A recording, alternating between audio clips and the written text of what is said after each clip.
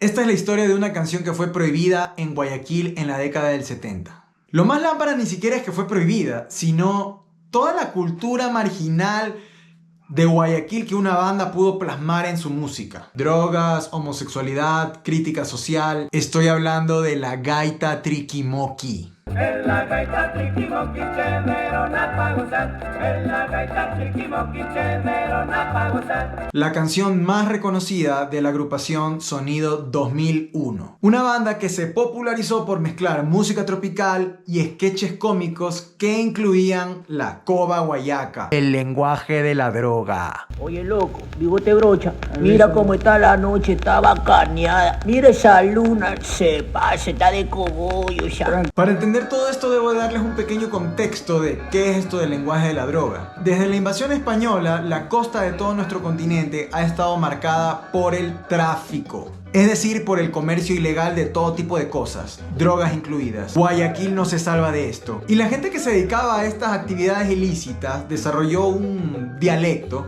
para poderse comunicar en el día a día con sus compinches y que la gente normal no se diera cuenta de qué estaban hablando y así poder delinquir con facilidad. Más claro, era una labia que solo se tiraba con la gallada para que los que estaban dando papaya no se avispen. A esta forma de hablar muchas personas le llaman coba y algunos estudiosos como Atahualpa Martínez señalan que tiene una relación con la drogadicción o la venta de drogas. De ahí la expresión el lenguaje de la droga. La gaita triquimoqui es el primer registro sonoro de este dialecto en el Ecuador y quizá de Latinoamérica, porque jerga marginal se ha utilizado en la música desde siempre. Pero una grabación solo de jerga en Latinoamérica no he encontrado todavía antes de esto. Resulta que yo salía de mi camello rumbo a mi jato con las harinas en el pocho de mi tolón.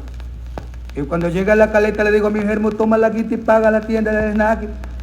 En cuanto mi mujer se fue, yo me acosté en el petate a comerme una sopa de letra con alpepe. Y cuando llegó me dijo, avíspate Dorima, que se ha formado un trobo en el snack. Yo por querer saber cuál es el time de la vaciladera saqué los ocairos por la claraboya de mi home.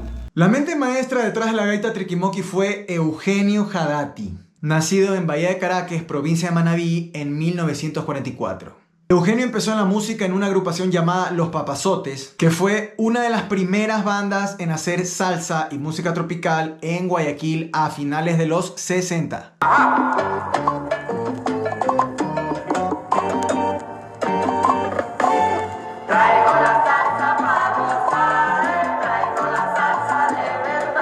En 1973, Eugenio entra a Sonido 2001, donde fue voz principal y conguero, y también compositor de sus principales canciones, incluida la gaita triquimoqui. En 1973 publican La Gaita de los Borrachos. Con esa facha borracha ya no consigues muchacha. Con ese vaso payaso vas derechito al fracaso. El aguardiente caliente dicen que mata a la gente. Con ese alimento Te pondrás como el del cuento.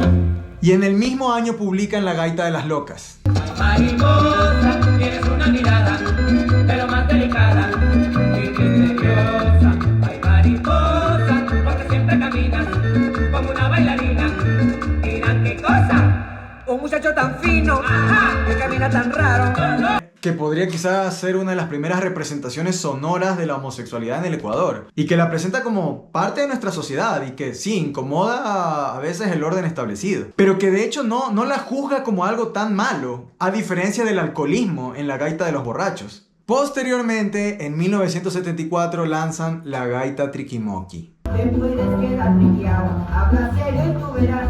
Te puedes quedar triqueado, habla serio y una vez perdone. ay, ay, los mulata, No sé qué estoy, ay, ya tú ves. Donde interpretaron como de costumbre, ¿no? Actos musicales con música tropical, pero esta vez incluyeron el lenguaje coba. Y en uno de los sketches cómicos, los manes se burlaron de un comisario, lo cual les trajo problemas a futuro. Escena que ocurre en el patio del penal. Atención reclusos, les comunico que mañana vendrá acá a la penitenciaría el comisario Viteri. Ya era hora que lo agarraran a ese man. Para contarles los pormenores en carne viva de todo este problema, tuve que consultar la fuente directa. Así que me fui al sindicato de músicos en Guayaquil a hablar con el maestro Eugenio Hadati. Nosotros empezamos en el año 73 más o menos. Y lo que hacíamos nosotros era, íbamos a tocar a varias partes, y entre eso la penitenciaría.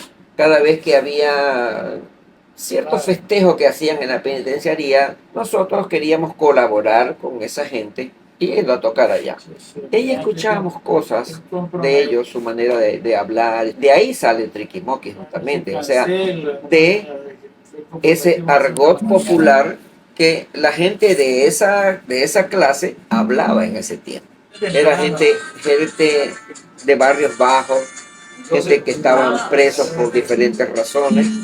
Entonces ellos hablaban así, de esa manera. O sea, ahí comenzó el asunto de la educación. Nosotros tomamos todas esas palabras para hacer la canción. O sea, sí hubo una especie de investigación de las cosas y se preparó algo como ejemplo para que quede siempre ahí. Sonido 2001 debe su nombre a el local de entretenimiento nocturno que tenía Fausto Sempertegui, el dueño de la banda, en Urdesa, en Guayaquil. El número del local era 2001. Y la idea de mezclar música con comedia la propuso Eugenio Jadati porque él, a mediados de los 60, trabajó en el circo como payaso. Ahí Eugenio presenció actos de payasos que presentaban actos cómicos alternados con canciones. Entonces él quiso mezclar esto con situaciones de su entorno y la música tropical que en ese momento ya empezaba a ganar popularidad aquí en el Ecuador. Al inicio sus compañeros de banda no le quisieron acolitar a Eugenio porque era algo un poco raro, nadie había hecho algo así, al menos aquí en Ecuador. Pero eventualmente, gracias a Dios, aceptaron. A ver, presta acá. ¿Qué cagas ahí? ¿Qué es eso? Son cigarrillos dorados, Paco. Cigarrillos dorados. Es marihuana, no cigarrillos dorados. En las grabaciones de los sketches cómicos, Sonido 2001 contó con la colaboración de varios de sus amigos, incluso muchos ni siquiera eran músicos. Pero quien creó los diálogos fue Eugenio Jadati con la ayuda del baterista Gonzalo Vera. Cuando salió Triquimoqui, a las autoridades no les gustó mucho el asunto porque ya hablaban de unas cosas diferentes. Eran puyazos que se daban precisamente porque con un argot diferente, o sea, con un lenguaje diferente y súper crítico de repente, porque el asunto, por ejemplo, del comisario, esa era una cuestión que todo el mundo sabía que en las comisarías era una corrupción brutal. En las comisarías pues era un asunto que ahí el que tenía dinero era el que tenía la razón. El otro, teniendo la razón, la perdía si no tenía el dinero. Y todavía sucede eso en los juzgados, ¿no? No siempre, pero todavía sucede. Es necesario entender que en aquella época el comisario era comisario de policía y tenía un poder incluso mayor que el gobernador. Así que este chiste del comisario era una cosa media grave. En primer lugar, comenzaron a querer prohibir la canción. O sea, esa fue una de las primeras cosas que hicieron, ¿no? Las radios acataron, pues, lógicamente, la prohibición de pasar las canciones. Es que fue un boom que duró, por decirte, 2 meses.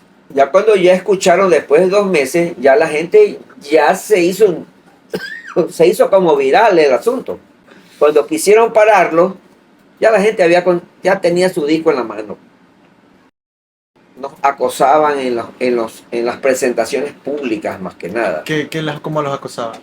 O sea, nos advertían de que esas canciones no las debemos tocar. Eso les decían los intendentes. Claro. ¿Y ustedes cuando se presentaban pero en vivo? públicamente. Cuando eran privadas más bien nos contrataban que era para que toquemos esas canciones. Entonces, cuando era público, especialmente aquí en Guayaquil, nos advertían. Nunca nos persiguieron realmente, ni quisieron meternos presos, ni cosas por el estilo, porque se hizo popular la canción y el grupo. Entonces era más difícil contrarrestar la popularidad del grupo con prohibiciones y cosas por el estilo, ¿no? Hay muy poca documentación sobre toda esta situación y ya en algún momento ya se transforma como medio en leyenda urbana, pero a lo largo de la vida he hablado con algunas personas mayores sobre esto y me han contado, por ejemplo, que la canción se hizo tan popular que la pasaban en la radio a primera hora. Es decir, que antes de irte al camello o al colegio ya te habías escuchado la gaita Triquimoqui. Me han contado también, por ejemplo, que el comisario de turno se molestó tanto que comenzó a ir a las tiendas de discos a decomisar el vinilo de la gaita Triquimoqui. Sea como sea, la censura no logró impedir que esta banda ganara popularidad en su tiempo, porque se presentaron casi que en todo el Ecuador. Además de Perú, donde grabaron su último álbum, La Gaita de los Cucufates. Y hasta terminaron presentándose en Estados Unidos y Canadá. Por ejemplo, el intendente, él se nos cargaba. Pero nosotros nos contrataban los oficiales de las Fuerzas Armadas para hacer trabajo dentro de ahí, porque ellos gozaban, y la policía también. Tocábamos para la Fuerza Aérea, para las Fuerzas Armadas. ¿Y dónde eran estas fiestas? Dentro de los recintos militares, pues, para los oficiales de la policía dentro del cuartel. Entonces nosotros nos reíamos, pues, de esas cosas, ¿no? De que el intendente prohibía, pero las Fuerzas Armadas nos contrataban para en sus recintos militares y en sus recintos policiales la policía. Y no solamente aquí. Por ejemplo, nosotros fuimos a un recinto militar en La Tacunga. Ellos allá tienen, desde hace muchos años, tienen un aeropuerto, pues, en La Tacunga. Entonces, ahí hay un recinto militar grande. Ahí tocamos en algunas ocasiones. Después de grabar La Gaita de los Cucufates, la banda se desintegra. Cada integrante se dedicó a lo suyo. Fausto Sempertegui, el dueño, se dedicó a pilotear aviones. Eugenio regresó al circo. Pero sepan que en la actualidad Eugenio sigue haciendo música. De hecho, tiene una banda vacancísima llamada Monchos Band. Mi patria es un paraíso, super cuento original.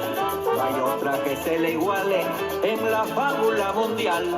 El nombre de gaita, Eugenio y sus amigos lo tomaron de esos vinilos que venían de Colombia, que decían cumbias y gaitas, y que parece que fue un término que Disco Fuentes utilizó para posicionar una especie de género musical. No obstante, la gaita ecuatoriana de Sonido 2001 terminaría siendo algo diferente, porque terminó siendo un género cómico musical, ya que las gaitas de los vinilos colombianos no tenían sketches cómicos.